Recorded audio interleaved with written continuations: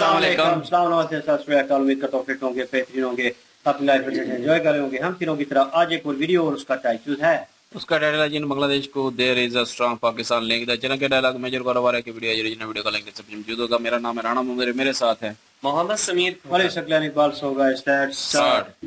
अगर कोई विदेशी करवा रहा है तो क्या गोरा बाहर से आके बैठ के भारत में खुद बैठ जाएगा अनशन पे? नहीं, उसको पता है कहां पे किसके मुंह पे कितने पैसे मारने हैं और कौन वो पैसा लेने के बाद कितनी देर तक नाचेगा। They know everything.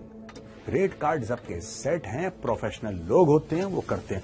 अब दोस्तों मैं आपको ले जाता हूं पाकिस्तान, क्योंकि अगर आपको बांग्लादेश का मैटर समझना है आपको पाकिस्तान जाना पड़ेगा। ये म्यांमार से मिलता है ये वाला एरिया। इस एरिया में बांग्लादेश का कुछ इलाका लेके और म्यांमार का कुछ इलाका लेके एक क्रिश्चियन कंट्री बनाएंगे। ऐसा मेरा कहना नहीं है, ऐसा शेख हसीना का कहना है। और यहां पे पाकिस्तान में जो सरकार आज की तारीख में बनी है, जो कि बिल्कुल अमेरिका की गोद में जाके बैठी है, they will be in a position to pressurise India. Bangladesh से हमारी दाल रोटी नहीं चल रही, हमारा कुछ नहीं हो रहा, ठीक है, लेट देम सेटल डाउन, देखो क्या हो। और जो भी पावर में आता है, राइट अ बिग चेक, पैसा देखो सबको चाहिए। दुनिया को पता लगना चाहिए कि भारत अपने दोस्तों को छोड़ता नहीं है।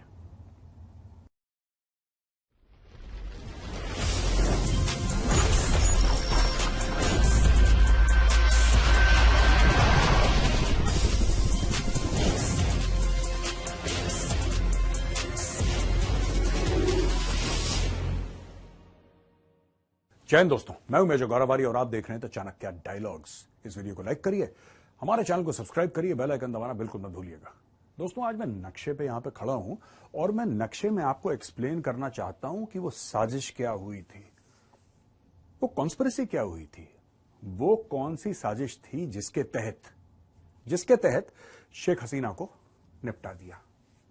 अब लोग कह रहे हैं वो स्टूडेंट्स थे, वो ये थे, वो हाँ स्टूडेंट्स थे। हर जगह कोई ना कोई होता है, बाहर वाला खुद थोड़ा ना आ जाएगा टाई कोट पहन के, किसी ना किसी से करवाएगा यार वो। और जब भी करवाते हैं अंदर वाले लोगों से करवाते हैं कि वो जेन्युइन लगे, वो ऑर्गेनिक लगे। मैं प्रोटेस्ट की बात कर रहा हूं। भारत में भी जब बड़े पैमाने पे प्रोटेस्ट होते हैं, बड़े स्केल पे प्रोटेस्ट होते हैं, अगर कोई विदेशी करवा रहा है तो क्या गोरा बाहर से आके बैठ के भारत में खुद बैठ जाएगा अनशन पे? नहीं, उसको पता है कहां पे किसके मुंह पे कितने पैसे मारने हैं और कौन वो पैसा लेने के बाद कितनी देर तक नाचेगा। They know everything. Rate card सबके सेट हैं, प्रोफेशनल लोग होते हैं, वो करते हैं। मैं सारे प्रोटेस्ट के बारे में बात नहीं कर रहा, जेन्युइन प्रोटेस्ट भी होते हैं भारत में, फेक प्रोटेस्ट भी होते हैं। उसी प्रकार से जेन्युइन प्रोटेस्ट भी होते हैं पाकिस्तान में और फेक प्रोटेस्ट भी होते हैं बांग्लादेश में। अब मैं आपको एक स्टोरी सुनाता हूं छोटी सी। शेख हसीना निकलती हैं वहां से, अगरतला आती हैं, अगरतला से वो हिंडन गाजियाबाद आती हैं।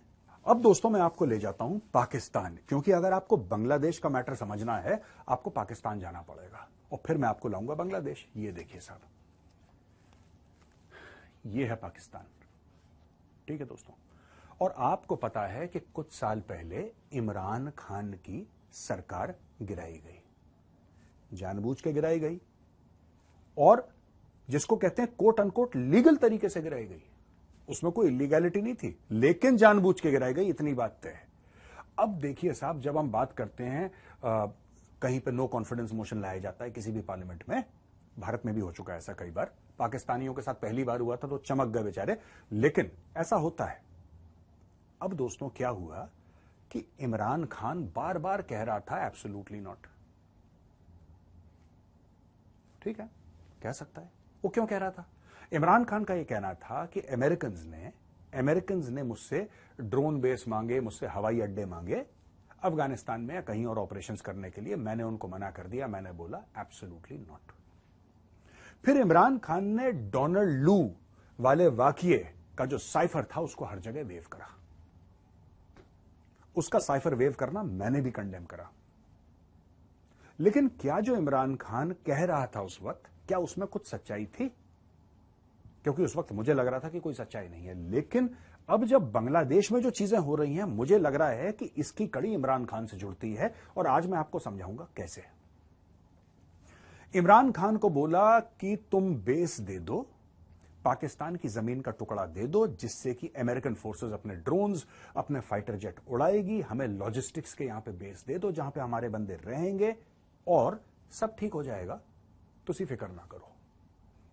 यह मैसेज अमेरिकन ने इमरान खान को दिया। इमरान खान ने अमेरिकन को बोला एब्सोल्युटली नॉट, तुम भाग जाओ, मैं तुम्हें 1 इंच जमीन नहीं दूंगा, भागो यहां से। ठीक है, यही चीज इमरान खान ने रिपीट करी टीवी एंकर के सामने।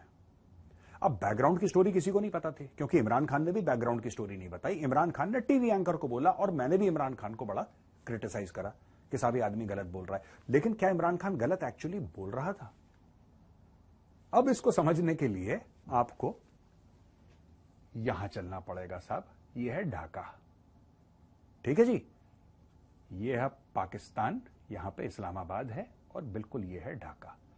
अब साहब, जो इमरान खान से गोरों ने मांगा था वही चीज उन्होंने शेख हसीना से ढाका में मांगी। उन्होंने मिलिट्री बेस मांगे, उन्होंने एयरफील्ड मांगी, और Sheikh Hasina is on record saying कि एक गोरा आदमी आया था और मुझे यह बोलकर गया। शेख हसीना ने कौन था, उसकी आइडेंटिटी जाहिर सी बात है, she was the prime minister of Bangladesh, सब कुछ पता था कौन है, बट उन्होंने कुछ नहीं बोला, सिर्फ ये बोला गोरा आदमी आया था। अब आप सोच लीजिए कहां से आया होगा गोरा आदमी। गोरा आदमी आया और गोरे आदमी ने यह बोला है कि आप हमें मिलिट्री बेस दे दो, आपका चुनाव सब ठीक चला जाएगा, आपको कोई प्रॉब्लम नहीं होगी। पहली सिमिलैरिटी जो शेख हसीना के साथ हुआ और जो इमरान खान के साथ हुआ, पहली similarity, this was the first similarity. ठीक है, अब शेख हसीना को यह बोला गया कि एक तो आप मिलिट्री बेस दे दो, और फिर बोला साहब ये जो एरिया है ना, ये वाला एरिया, ये मैं यहां पे अपने ये पॉइंटर स्टाफ यहां पे रख रहा हूं दोस्तों, ये जो एरिया है ये म्यांमार से मिलता है, ये वाला एरिया। इस एरिया में बांग्लादेश का कुछ इलाका लेके और म्यांमार का कुछ इलाका लेके एक क्रिश्चियन कंट्री बनाएंगे यहां पे। ऐसा मेरा कहना नहीं है, ऐसा शेख हसीना का कहना है, और ये उसने कुछ महीने पहले बोल दिया था। ये अचानक उसने नहीं कि जिस दिन उसका तख्ता पलट हो रहा था उसी दिन उसने बोला, उसने कुछ समय पहले बोल दिया था कि मेरे पास गोरा आया था और गोरे ने ऑफर दिया था। गोरा कौन से देश का था, क्या था, ये सारा का सारा शेख हसीना को पता है। शी डिड नॉट से द नेम। वही गोरा इमरान खान के पास भी गया था 2-2.5-3 साल पहले। ठीक है जी, व्हेन आई से गोरा I don't mean one specific person, मैं किसी एक व्यक्ति विशेष की बात नहीं कर रहा, लेकिन वही हुआ। तो जो पाकिस्तानी जश्न मना रहे हैं कि शेख हसीना की सरकार गिर गई, बॉस तुम लोगों के साथ भी यही हुआ था 3 साल पहले। ठीक है ना, मोटा मोटी समझ लो, तुम लोगों के साथ एग्जैक्टली वही हुआ था। आपने एक बात नोट करी दोस्तों, जो प्रोटेस्टर्स हैं, जो सड़क पे उपद्रव मचा रहे हैं, अचानक वो हाथ से निकल लेते हैं, उनके ऊपर कोई कंट्रोल नहीं है, और वो जाते हैं शेख हसीना के कपड़े से लेकर, उसका सोफा से लेकर, उसके भांडे बर्तन से लेकर, पूरा का पूरा आपको ढाका की सड़कों पे एक नुमाइश दिखती है कि किसके घर से क्या ले गए वो उठा के। समझ गए आप?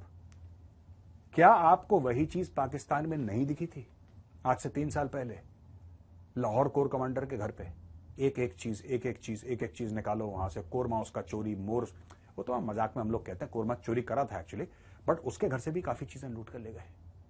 आपने सिमिलैरिटीज देखी। पहली सिमिलैरिटी में दोबारा बता रहा हूं, पहली सिमिलैरिटी कि दोनों से बेसेस मांगे थे और जमीन मांगी थी।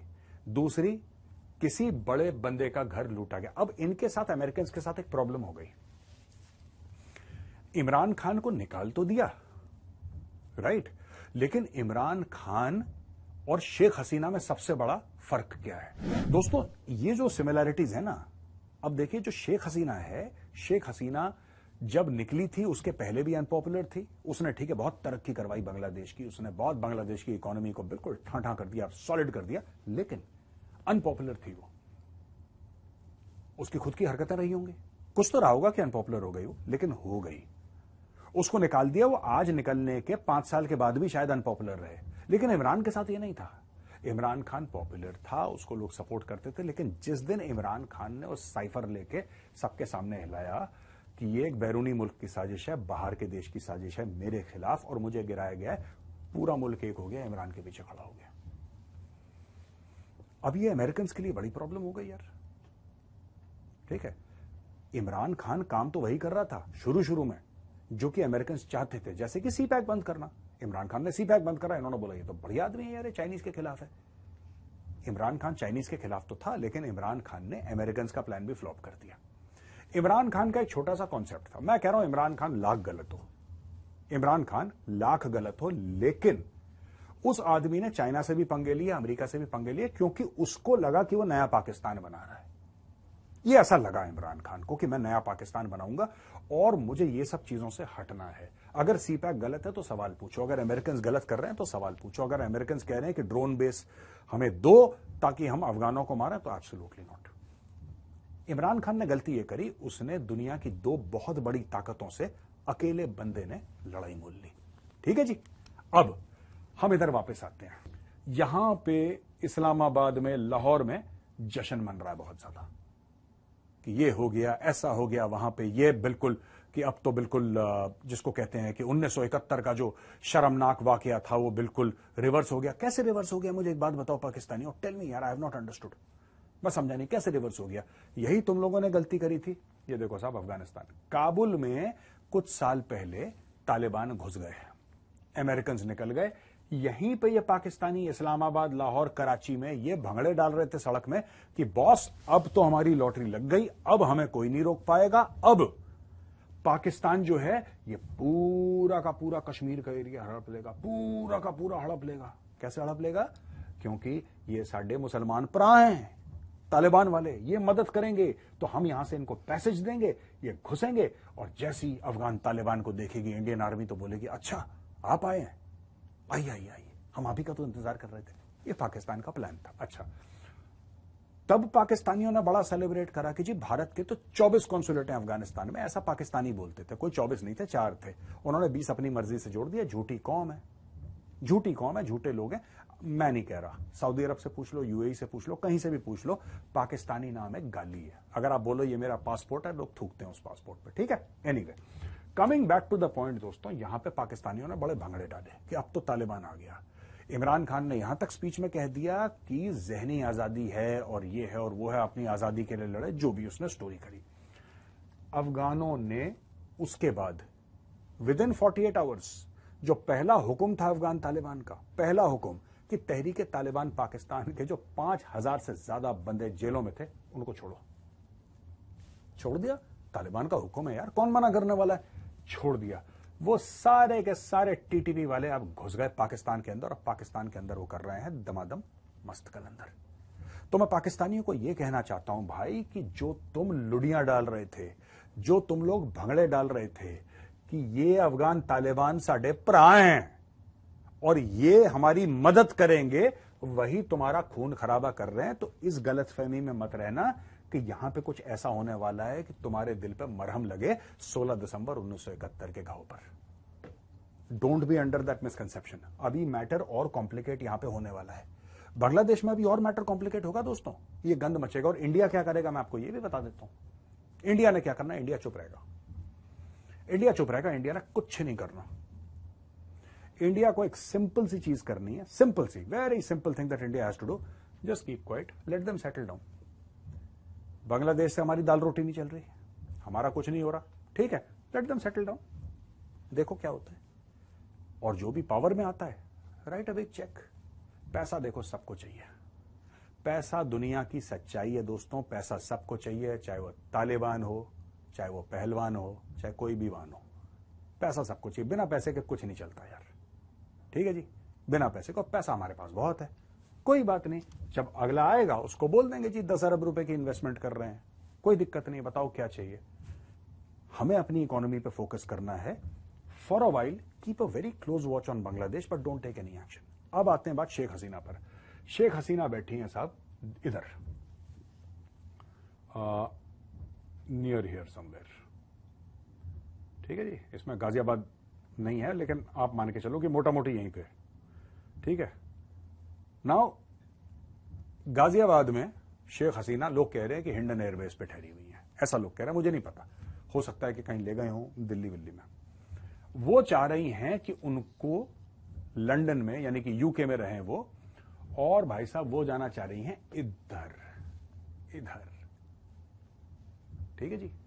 अच्छा, कोई लोग बात फिनलैंड की कर रहे हैं इधर, अलग अलग लोग अलग अलग बातें कर रहे हैं और लोग मना कर रहे हैं, और अमेरिका ने भी मना कर दिया है, ऐसा सुनने में आ रहा है। मुझे ऐसा लगता है कि इंडिया को यह बोलना चाहिए शेख हसीना को कि मैडम कोई बात नहीं, आप कहीं मत जाओ, आप हमारे पास रहो।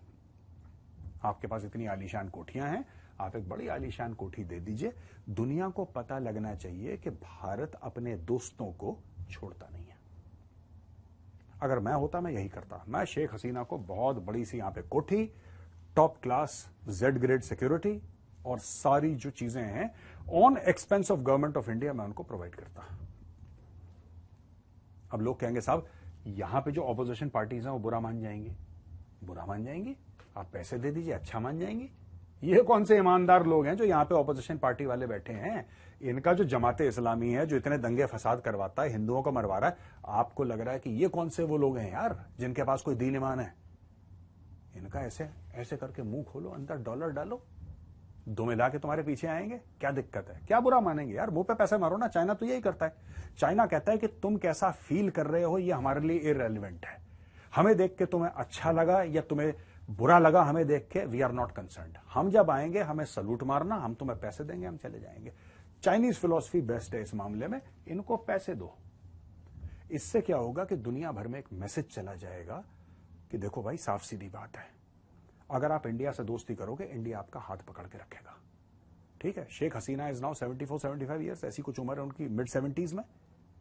Support the lady, support the lady. उनका होगा कोई एंटोराज होगा, ठीक है, will take care of them. Bharat के लिए कोई प्रॉब्लम थोड़ा है। आपने बड़ा आलीशान उनको बंगला दे दिया, यहाँ पे सरकारी बंगला और सारा का सारा।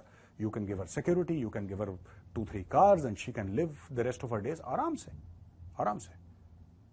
And she will give you special insights into Bangladesh. Bangladesh is very important neighbour. दोस्तों मैं आपको बताता हूं, बांग्लादेश के साथ जो बॉर्डर है ना भारत का, जो बांग्लादेश के साथ है, और किसी देश के साथ इतना बड़ा बॉर्डर नहीं है।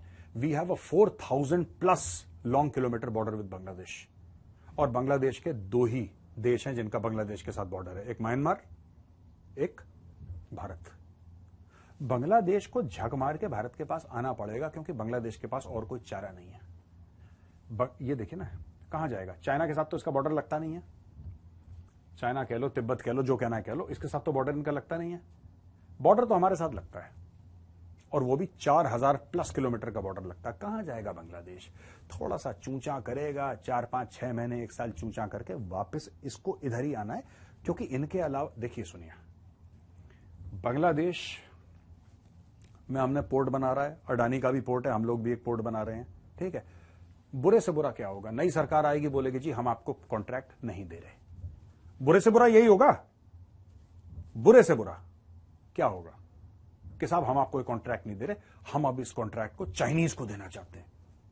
दे दो आप यार, आपका पोर्ट है। मोंगला पोर्ट की बात कर लो या तीस्ता रिवर प्रोजेक्ट की बात कर लो, कोई बात नहीं यार, आपका पोर्ट है, आप चाइनीज को दो। आप यहां पे हमारी तरफ से ना, आप इधर ये मंगोलिया को दे दो हमारी तरफ से, जो लैंडलॉक्ड कंट्री है उसको पोर्ट दे दो। वी डोंट केयर, कोई बात नहीं, let the Chinese come here. क्या हमें दिक्कत होगी? बिल्कुल हमें दिक्कत होगी, 100% दिक्कत होगी। लेकिन इन द लॉन्ग रन हमें दिक्कत 10% होगी, 100% दिक्कत बांग्लादेशियों को होगी। क्योंकि जब चीनी आएंगे ना तो फिर चीनी खाएंगे। तो दोस्तों जब चीनी आएगा तो चीनी खाएगा, और फिर बांग्लादेश की जो सरकार है वो बाप बाप करके भारत की ओर भागेगी। क्योंकि चाइना की तो चुंगल में ऑलरेडी फंस चुके होंगे। फंसो बेटा, तुम्हें यही चाहिए, तुम फंसो। अब यही चीज मालदीव्स के साथ हुई। मालदीव्स से भारत निकल गया है, अब चीन आ चुका है, और ये है और वो है। आज की तारीख में वो पैर पकड़ने को तैयार है, कह रहा भाई चीन ने धोखा दे दिया। यही चीज श्रीलंका के साथ हुई, यही चीज आपकी नेपाल के साथ हुई, यही चीज पूरी दुनिया भर में हो रही है। तो दोस्तों कोई फिक्र वाली बात नहीं है। We just have to hold our horses for 6 months। 6 महीने में पानी सेटल हो जाएगा। और जो भी नया बंदा है, क्या तालिबान से खतरनाक है वो? नहीं ना। खजूर सबको चाहिए, पर एक चीज का ध्यान रखना, जिस बंदे ने इमरान खान को निपटाया था, मैंने इसे बंदा, आई डोंट मीन कि डोनाल्ड लू स्पेसिफिकली, मैं उसकी बात नहीं कर रहा, दो he could be involved, I am not mentioning him specifically. जिस ग्रुप ने इमरान खान का तख्ता पलट करा, उसी डीप स्टेट ने मैडम का तख्ता पलट कर दिया यहां से। अब दोस्तों आखिरी एक पॉइंट मैं आपको बताना चाह रहा हूं कि आखिर अमेरिका करेगा क्या यहां पे जमीन लेके? अगर क्रिश्चियन कंट्री बनानी है तो उससे होगा क्या? अमेरिका का क्या फायदा है? देखिए साहब, यहां पे चीन है, लेकिन अगर आप चाइना को देखेंगे तो आप इधर देखिए, ये चाइना की 90% पॉपुलेशन यहां पे रहती है, 90%। इसके इधर ईस्ट में और नॉर्थ ईस्ट में, पर ज्यादातर आप देखो ईस्ट में, ये जो पेट निकला हुआ है ना, ऐसा लाला का पेट निकला है, इस लाला के पेट के अंदर मैक्सिमम चाइनीज पॉपुलेशन रहती है। चाइना का डायरेक्टली सी से भारत का कोई संबंध नहीं है। अगर चाइना आता है, ध्यान से देखिएगा दोस्तों, अगर चीन आता है तो चीन यहां से आएगा, फिर चीन यहां से आएगा, और यहां से आके फिर चीन नीचे से जाएगा। यह है मलाका स्ट्रेट। ठीक है दोस्तों, दिस इज मलाका स्ट्रेट। यहां से चाइना आएगा। अगर अमेरिका को यहां पे एक फुटहोल्ड मिल जाता है तो अमेरिका यहां से, राइट, इस पूरे एरिया में, including Myanmar, by the way, Myanmar को आप अलग मत समझिएगा, इंक्लूडिंग म्यांमार, इंक्लूडिंग बांग्लादेश, और यहां पे पाकिस्तान में जो सरकार आज की तारीख में बनी है, जो कि बिल्कुल अमेरिका की गोद में जाके बैठी है, they will be in a position to pressurise India. Why do they want to pressurise India? ए, चाइना और इंडिया इनकी बनती नहीं है, लेकिन डॉक्टर जयशंकर और मोदी जी ये चाह रहे हैं कि चीन के साथ मैटर हमारा सेटल हो जाए, वो बाउंड्री डिस्प्यूट सेटल कर दें, बाकी घर की बात है, हमें कोई ज्यादा इशू नहीं है। दैट इज व्हाट दे से, कि बस ये बॉर्डर का डिस्प्यूट सेटल करो, ये बकवास वकास बंद करो, अपनी एलएसी वाली इंटरनेशनल बॉर्डर बनाओ, आप भी साइन करो, हम भी साइन करते हैं, तुम अपने घर जाओ, हम अपने घर जाते हैं, यार काम धंधे पे लगो। चाइना प्रेशर डालने की कोशिश कर रहा है। अमेरिका क्या चाहता है कि भारत लड़ाई लड़ ले चाइना से। हम तैयार हैं, लेकिन हम ये कह रहे हैं, या भारत ये कह रहा है कि भाई देखो, अगर हमें लड़ना है चीन से तो हम तब लड़ेंगे जब हमें, तुम्हारे कहने पे लड़ेंगे हम। तुमने पाकिस्तान समझ रखा है हमें कि जब पैसे दिए तो लड़ना शुरू कर दिया, जब पैसे छीन लिए तो लड़ना बंद। ऐसे थोड़ा ना होता है यार, देश ऐसे थोड़ा ना फंक्शन करते हैं, इंडिया ऐसा फंक्शन नहीं करता। जब हमारे इंटरेस्ट होंगे और अगर हमें लगेगा चाइना से थ्रेट है, we'll go to war, there is no problem. But we don't want to go to war just because the United States of America sitting 8 to 10,000 kilometers away desires a war. That's a stupid or more than 10,000 kilometers, I don't know. That's a stupid argument. पर ये चाह रहा है America कि भैया देखो, ये जो इंडिया है ना, हम जब बोलें तो हमला करे, हम जब बोलें तो यूक्रेन का साथ दे, हम जब बोलें तो इजराइल और ईरान में ये तरफदारी करे, हम जो बोलें तो हमारे माल को, सुनिएगा ध्यान से, अमेरिकन माल को इंडिया में आने they at very very low entry costs, right. ये आत्मनिर्भर भारत, ये सब मत करो, अमेरिका माल बनाएगा तुम खरीदो। तो ये सारी चीज अमेरिका चाहता है। भारत कॉम्प्रोमाइज नहीं कर रहा। अमेरिका को बड़ा बुरा लग रहा है कि हम इतना कर रहे हैं भारत के लिए, हम इसको जी के इंजन दे रहे हैं, हम ये कर रहे हैं, वो कर रहे हैं, भारत के लिए डिफेंस में इतनी सारी चीजें कर रहे हैं, और भारत ये है कि हमारी बात ही नहीं मानता। भारत कह रहा है कौन सा एहसान कर रहे हो, फ्री में दे रहे हो, पाकिस्तान समझ रखा है, सामान दे रहे हो, मोटा चेक हम तुम्हें दे रहे हैं, इट्स अ ट्रांजैक्शन। अमेरिका को यह बात समझ में नहीं आ रही दोस्तों। भारत को प्रेशराइज करना, चाइना पे नजर रखना, ये सारी की सारी चीजें अमेरिका करना चाहता है। तो मैंने सोचा कि नक्शे पे आज आपको समझा दूं, ये पूरा शेख हसीना का मैटर, इसका पैरेलल मैटर पाकिस्तान में चल चुका है। ठीक है दोस्तों, अब चलते हैं सवाल और जवाब पर। सबसे पहले तो ये कहेंगे कि मेजर साहब जो है वो हर वक्त यही कहते थे पहले कि साइफर में कुछ नहीं था, वो इमरान खान झूठ बोल रहा था, कोई अड्डे नहीं मांगे अमेरिका ने, वो भी झूठ था। तो आज जो है वो मेजर साहब जो है वो इस चीज़ पे एग्री हो चुके हैं कि वहाँ पे भी अड्डे मांगे गए थे और साइफर में भी कुछ था, क्योंकि वो लिंक जो है अब बांग्लादेश में वैसे ही सारा कुछ हुआ तो वो साबित हो चुका है। और हम उस वक्त भी कहते थे कि इमरान खान जो है वो थोड़ा बहुत ठीक है, बेशक जो भी है उसकी पॉलिसियां गलत थी, जो भी था, लेकिन वो कुछ हद तक पाकिस्तान के लिए ठीक था। वो जो है वो चाइना के खिलाफ भी भिड़ गया था और अमेरिका के खिलाफ भी भिड़ गया था, यूरोपीय यूनियन के खिलाफ भी भिड़ गया था। तो वो सब जो है पंगे ले बैठा था, इसलिए तो आज जेल में है वो।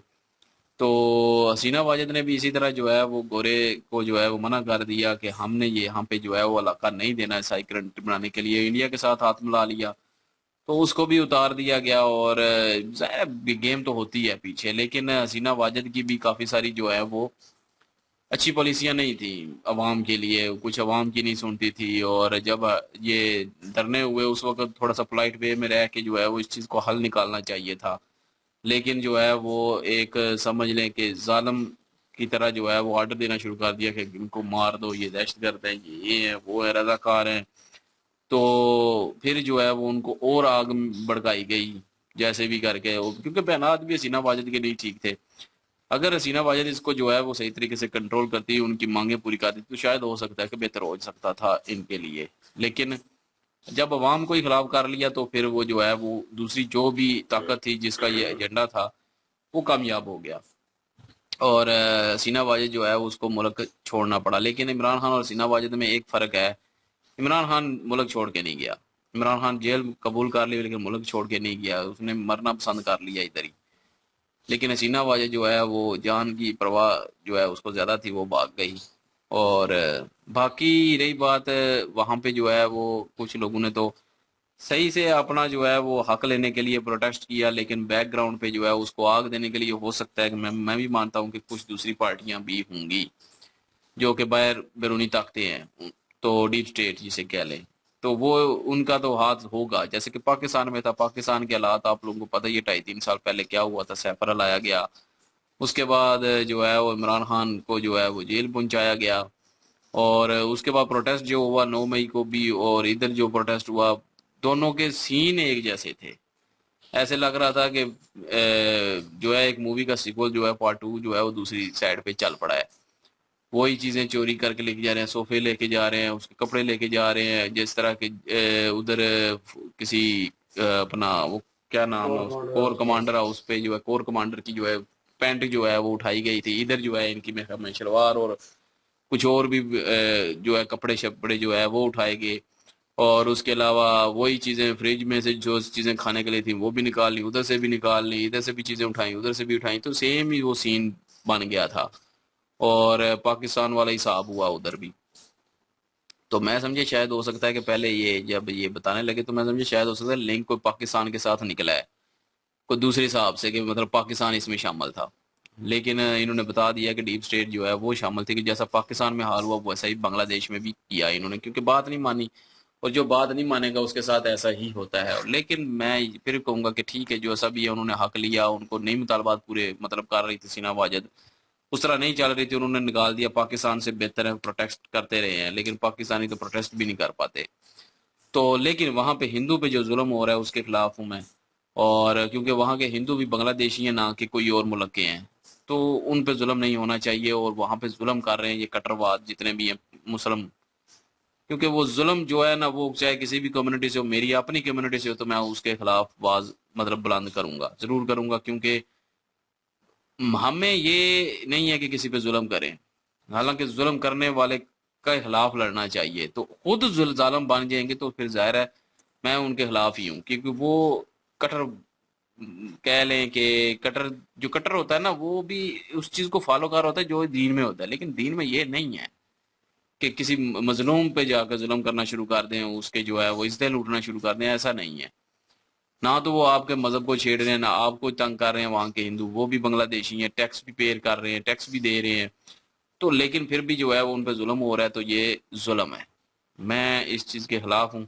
और बाकी जो उन्होंने अपना हक के लिए जो की आवाज उठाई वो उनका अपना जाती मामला था, लेकिन उन्होंने आवाज उठाई, उनको हक मिला, जैसा भी जो है उतारना चाहते थे उन्होंने उतारा। लेकिन दूसरी कुव्वतों ने जो है वो इस चीज का फायदा उठा के अब हिंदू पे भी जुल्म कर रहे हैं और इंडिया के खिलाफ भी जा रहे हैं। लेकिन इंडिया की कहीं ना कहीं बात ठीक है कि ये अगर अफगान तालिबान को पैसे दे के उनको चुप करवा लिया है तो ये तो कुछ भी नहीं है, फिर ये तो डॉलर के भूखे हैं, इनके मुंह खोलने हैं, इनके मुंह में देने डॉलर, और ये इन्होंने बिक जाना है, तो ये तो ऐसे बिकाऊ होते हैं।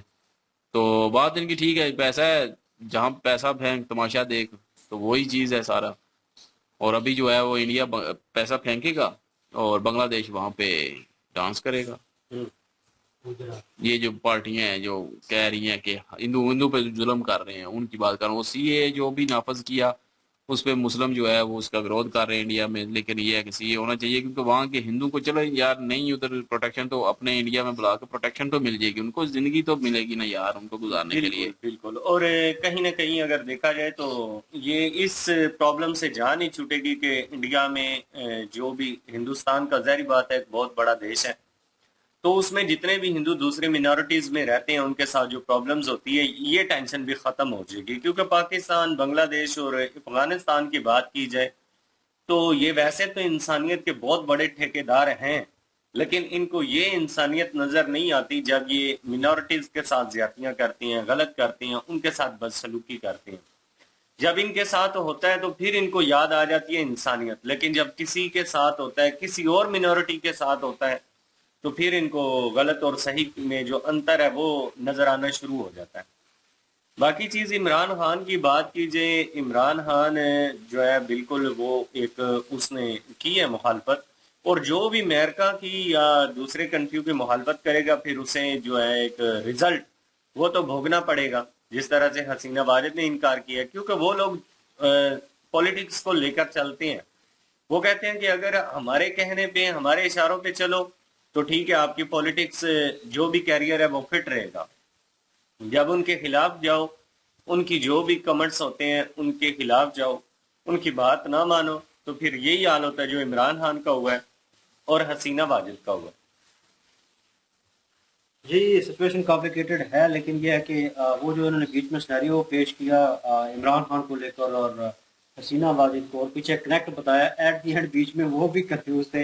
वो जिन साहब का नाम ले रहे थे और साइफर में जिन साहब का नाम आया था अमेरिकन का, तो वो को कह रहे थे कि मैं स्पेसिफिक उनको टारगेट नहीं कर रहा, मैं कह रहा हूँ कि वो पीछे ताकते हैं और उनके हिसाब से चलना पड़ता है, अगर आप चलते हैं तो ठीक है। तो कहीं ना कहीं इन्होंने जो एक किस्म का पूरा मेजर सर ने सिनेरियो पेश किया वो अलग था। कुछ बातें ठीक थी, कुछ कुछ पे लगता था कि डिसएग्री होगा और होना भी चाहिए, लेकिन जो कुछ चल रहा था पीछे, और चले उन्हें निकाल दिया हसीना वाजिद को, वो निकल गई। लेकिन मेरा सवाल यहाँ पे ये बनता था कि मोदी हुकूमत जो है, इंडिया जो है, भारत जो है, वो सपोर्ट कर रहा था, और हसीना वाजिद जो है किस्म की उनकी सपोर्टर्स थी, ठीक है, उनके हिसाब से चल रही थी, अमेरिका को ना किया और उनकी वजह से किया, ठीक है। तो कहीं ना कहीं इंडिया को फर्स्ट हैंड सपोर्ट करनी चाहिए। मतलब पहला जो बढ़ता ना हमदर्दी का, प्यार मोहब्बत का, अपनायत का, वेलकम का, वो इंडिया का बनता था। उन्होंने किया। तो मतलब उस हिसाब से जैसे मेजर साहब कह रहे हैं कि उनको वहाँ पे आलीशान घर दिया जाता, वो फैसिलिटीज दी जाती। क्या पता दिया हो, लेकिन वो सीक्रेट रखेंगे ना, इस तरह शो तो नहीं ना करना कि उनको ये प्रोटोकॉल मिल रहा है। मुखालफत और बढ़ शुरू में तो उन्होंने जाहिर है उन्होंने साथ दिया, जब वो बॉर्डर में अंदर आई, राफेल तैयारों ने जो है उनका स्वागत करके उनको बाफाजत जो है वो मुकाम पे पहुंचाया। आगे जो है उनकी मीटिंग तैयार थी सारी, वो NSA डवल साहब भी जो है वो भी वहां पे गए थे, तो ये सारा प्रोटोकॉल तो उनको दिया गया था ना। लेकिन यह है कि वो अब लोग जो है वो आजकल मीडिया और सोशल अभी मीडिया ये तो नहीं ना शो करेंगे उनको कि भाई यहाँ पे हमने रखा हुआ है, वो ये तो नहीं शो करेंगे ना। जो है ना, देखे ये वही सिनेरियो बन जाता है कि इमरान खान जो है वो अंदर बात हुई और उन्होंने वहां पे कहा कि एब्सोल्युटली नॉट, तो दुनिया को नहीं पता था। हो सकता है वो लेकिन जब इंडिया में मीडिया वालों ने पूछा तो उनके सामने हो बोल सकता दिया है कि वो इंडिया में ही रहना चाहती हूँ और इंडिया में ही हूँ, और जो है वो सिर्फ हो एक सकता यूके है। का कहा गया हो कि वो यूके जाना यूके चाहती जाना है, चाहती है। फिनलैंड जाना चाहती है, ताकि कुछ मुल्क और नाम ले देंगे तो हम बाद में ये कहेंगे कि वो यहाँ से तो चली गई थी। नहीं, हो सकता है ये भी कह दें कि उन मुल्कों ने तो ना कर दिया, ना कर तो दिया, उसके बाद हमारी हमें मजबूरी मजबूरी थी, है, हमने रखना है, तो वो हमें ये यहाँ पे सारी रखना जो है। है भाई ये डिप्लोमेसी ये होती भी है, हो तो सकता है। इस वजह से वो राज तो फिर रखना पड़ता है ना। ये तो नहीं ना कि प्रोटोकॉल दिखाएं कि हमने ये कर दिया आलीशान, ये हमने प्रोटोकॉल दिया है, वो तो सीक्रेट रखना होता है। चले जी, बहरहाल चीजें अपनी जगह पे हैं, लेकिन ये तो साबित हुआ कहीं ना कहीं कि इमरान खान जो शोर गोल डाल रहा था वो ठीक था, उसका तरीका कार कहीं ना कहीं गलत था, जिसकी वजह से वो वहां तक अप्रोच नहीं कर सका। और तरीकाकार नहीं, उसका साथ देने वाला कोई नहीं था। मतलब वही ना कि उसको पता नहीं था कि कौन से टाइम पे कौन सी चाल चलनी है और किसको कब ना बोलना है। तो उसने देखा कि हाँ चाइना खराब कर रहा है, निकलो यार, ठीक है, हमारे साथ चलना है, हमारे साथ देना है, ये है वो। और उसके बाद चाइना नहीं चला तो उन्होंने कहा भाई चाइना को निकालो यहाँ से, ये प्रोजेक्ट बंद करो। अमेरिका बीच में मुदाखलत कर रहा था, अमेरिका को रोका। तो जब ये आप सुपर पावर, सुप्रीम पावर को रोकना चाह रहे हैं, वो भी किसी तरीके से नहीं, डायरेक्ट वे में, तो फिर कहीं ना कहीं प्रॉब्लम जो है वो पैदा होती है। तो वो चीखता रहा बंदा हाथ में कागज का टुकड़ा लेकर, लेकिन अवाम ने कहा कि पागल है, ये बेवकूफ है और ये अपनी हुकूमत चमकाने के लिए ऐसा कर रहा है। आज जब मेजर साहब भी साबित कर दिया है तो कि मतलब वाकई वो कोई था, चीज जो है वो निकल तो आई। आज तक मेजर साहब ने माना नहीं है कि कुछ था, वो यही बारह कहा जी कि कड़ी से इमरान खान झूठ बोल रहा है। कड़ी से कड़ी जुड़ती है और फिर चीजें सामने आना शुरू हो जाती हैं, फिर कहीं ना कहीं आपको सच बोलना पड़ता है। और अच्छा लगता है कि जब एक समझदार बंदा, समझ रखने वाला और एक नॉलेज रखने वाला बंदा जो है उस चीज़ को एक्सेप्ट करता है और बताता है कि हाँ भाई ये पॉइंट भी था और ये मिस कर दिया आपने। तो जबरदस्त यार वीडियो इन्होंने डिटेलिंग बनाई और डिफरेंट अंदाज था इस वक्त। वो जो उनके बैकग्राउंड पे एक मैप लगा होता है उसके थ्रू उन्होंने समझाने की कोशिश की है। तो जबरदस्त। आप क्या ओपिनियन रखते हैं इसके ऊपर? कमेंट सेक्शन ओपन है। और इन फ्यूचर वीडियो की लिंक और हमारे दूसरे चैनल की लिंक जहाँ पे रामायण आ रही है और वो डिस्क्रिप्शन में मौजूद होगी। लाइक शेयर सब्सक्राइब कर दें। इंशाल्लाह मिलते हैं नेक्स्ट वीडियो में। अपना ख्याल रखिएगा, दुआ में याद रखिएगा। तब तक के लिए अल्लाह हाफिज।